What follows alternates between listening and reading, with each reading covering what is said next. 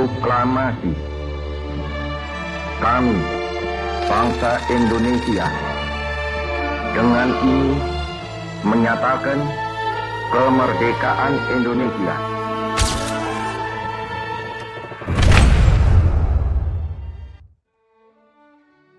Assalamualaikum warahmatullahi wabarakatuh.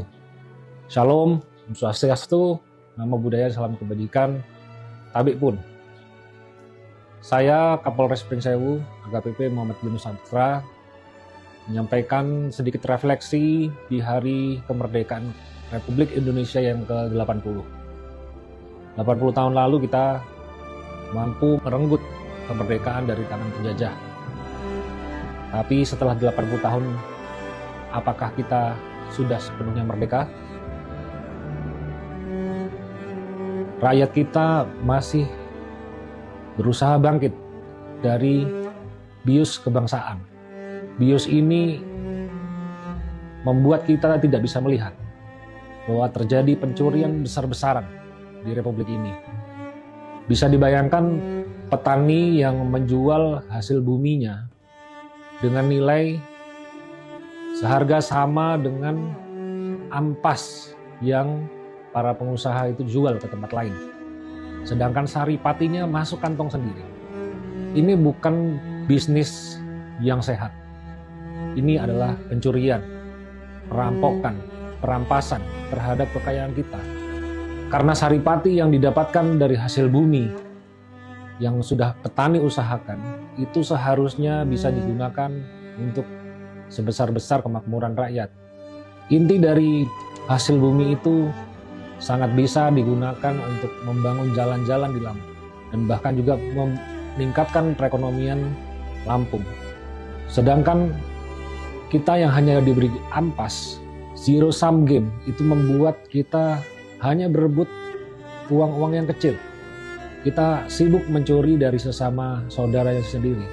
Kita sibuk menuduh perbuatan yang tidak benar pada saudaranya sendiri. Isu korupsi pun dibuat dan diciptakan agar kita bisa diadu domba, agar tidak percaya kepada satu sama lain. Oleh karena itu, kita perlu bangkit. Ada 4 hal yang akan saya sampaikan. Yang pertama, tentang kemerdekaan. Merdeka artinya tidak bergantung pada siapapun. Maka berhentilah bergantung pada manusia perantara, para middleman, para perantara Tuhan yang menjual agama, para perantara bisnis yang membuat harga bahan pokok terus rendah, para perantara yang menjual suara. Menjadi merdeka itu adalah keputusan kita masing-masing, maka merdekalah.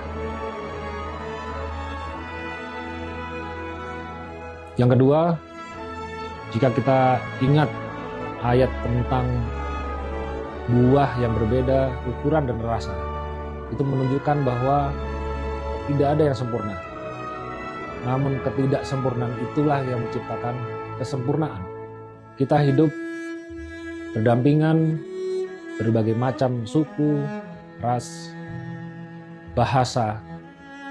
Namun ketika kita hanya melihat perbedaan itu, maka kita tidak bisa melihat persamaannya. Persamaannya adalah kita mempunyai Tuhan yang sama. Maka hiduplah berdampingan, coexist, marilah kita bersatu untuk kembali merebut kemerdekaan.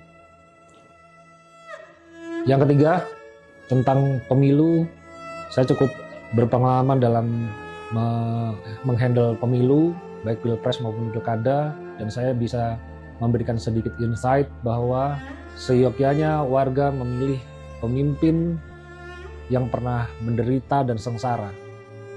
Karena hanya pemimpin yang pernah menderita dan sengsara yang tahu bagaimana penderitaan dan kesengsaraan yang saudara-saudara rasakan. Pemimpin yang seperti itulah yang bisa membantu saudara-saudara keluar dari penderitaan. Tapi ingat, pemimpin yang tidak dibantu oleh Tuhan maka tidak akan sanggup mengangkat bangsa ini ke tempat yang lebih baik. Yang terakhir, kita tidak bisa bangkit menjadi bangsa yang lebih baik jika kita melupakan Tuhan kita. Apakah ibadah kita sudah membuat kita ingat terhadap Tuhan? Belum tentu. Cobalah mengingat Tuhan agar kita bisa keluar dari tembok yang tidak kasat mata yang membuat kita buta dan tuli. Tidak mengingat Tuhan itu artinya menyembah yang lain. Menyembah berhala mungkin nilainya 100, tapi menuhankan harta nilainya juga 99. Menuhankan jabatan mungkin nilainya 88. Dan menuhankan cinta, apalagi digabungkan dengan seks dan narkoba, mungkin nilainya 66. Tapi sedikit banyak itu kita melupakan Tuhan. Maka keluarlah dari kesyirikan agar Tuhan meridhoi bangsa ini untuk kembali bangkit. Saya berharap bahwa refleksi 80 tahun kemerdekaan Republik Indonesia ini bisa membantu menyadarkan kita untuk bergerak, bersatu, dan bangkit dari kesengsaraan. Saya akhiri, Indonesia bangun. Bangun Indonesia. Terima kasih.